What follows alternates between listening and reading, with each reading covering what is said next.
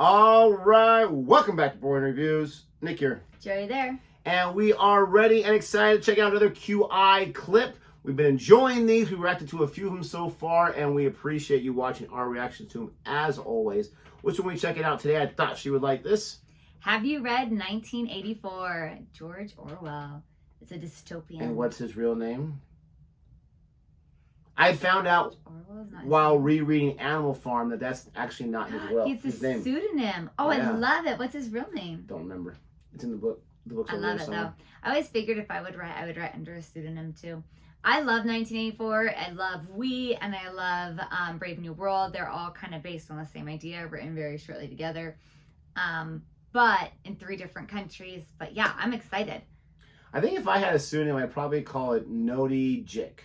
I think that'd be my name. I think it'd be pretty cool. And from Nick, and Odie from Jodi, and Jay from Jodi, and Ick from Nick. Ick. Got it. I'm gonna start calling you Ick. Ick. Ick. Flashback from middle school. Flashback. PTSD. It's icky. Yes. Anyways, yes. I have not read 1984, but she has. She loves that book, so I hope she enjoys this. If you like our reaction anyway, please don't forget to like, subscribe, and hit that notification bell so you can be aware of our next upload videos. Nobody, I repeat, nobody calls me chicken. Oh. Or in this case, ick. Patience there, Squire. All right, here we go. Have you read 1984? Hands up if you read 1984. Wow, that's pretty good. How many? Yeah. The fact is, research on several occasions show that at least a quarter of the people who claim to have read 1984 are lying. So I'm afraid we have to take points away from you. Yeah. Can you put your hand up if you said you'd read it, but actually secretly you haven't? Oh, come on. Come on. You look very sick. Yes. The honest man in the back has earned some more the audience. I have to confess here, I studied English at university. I haven't read it. I should hope not. What kind of English degree would include something written as late as 1940? Well, that's true. Yes, we read things written in 1370. But I kind of felt I didn't need to, which is an appalling thing to say. Oh, it's terribly good, Stephen. Well, I kind of... I know all the TV shows named after it. 2 at least. Room 101 and Big Brother. Oh, that's Room 9. Oh, sorry.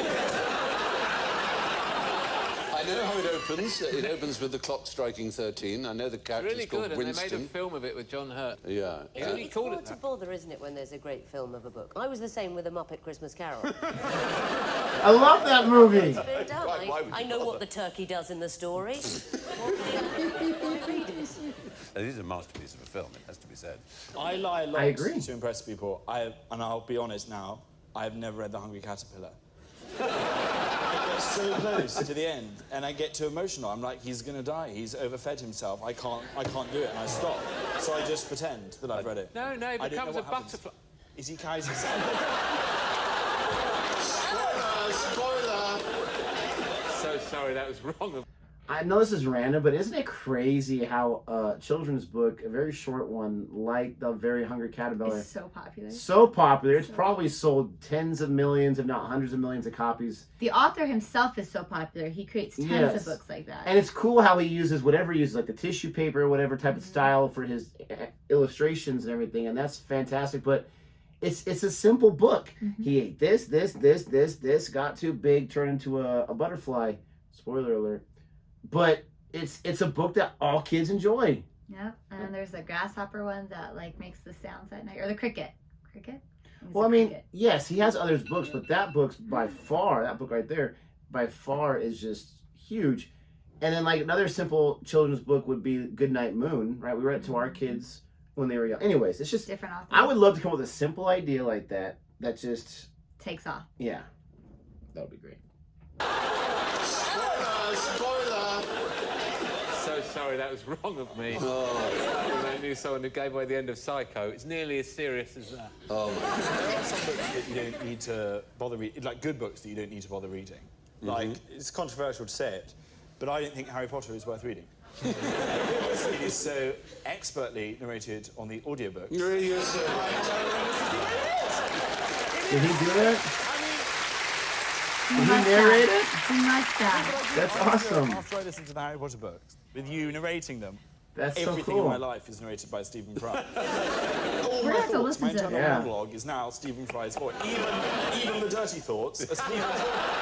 No, because it makes it acceptable. I had a sexual thought the other day. I put my hand in the air. I had a sexual thought about Camilla Parker Bowles. It didn't seem weird because Stephen was saying it to me.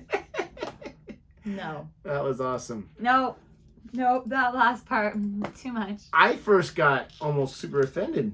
Probably the most offended I've been reacting to videos when he said he didn't like Harry Potter, but then I got what he was trying to say there because those books are fantastic. Well, I will say I have attempted to read Harry Potter 3 times now, and I've never made it past Hagrid going to the Lighthouse Tower.